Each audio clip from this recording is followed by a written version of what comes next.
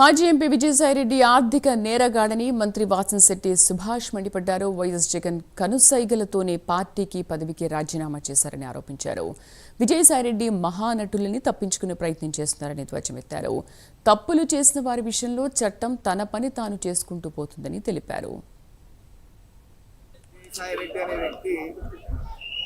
ఒక ఆర్థిక నేరస్తుడు అతను పబ్బం గడుపుకోవడం కోసం, అతను రక్షించుకోవడం కోసం మాయ మాటలతో, గొల్లబుల్లి నాటకాలతో అతను కొత్త నాటకాలను తెరతీశాడు. ఏదేమైనప్పటికీ అతను ఎట్టి పరిస్థితిలో జగన్మోహన్ రెడ్డి సంకలం ఇంటికి లాంటి వాడు.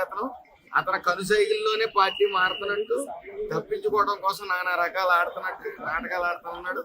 అతను పార్టీ రాజీనామా చేసినా, సప్త సముద్రాలు దాటినా ఎట్టి పరిస్థితులు అతను తీసుకొచ్చి శిక్షలకి గురవుతాడు. అందులో సందేహం లేదు. జగన్మోహన్ రెడ్డి అంటా ఉన్నాడు, మొన్నటి వరకు కొన్ని అధికారుల్ని సప్త సముద్రాలు దాటి నేను తీసుకుని వస్తాను. అతనికి ఆల్రెడీ కోర్టు పర్మిషన్ అవ్వదు సప్త సముద్రాలు దాటాలంటే.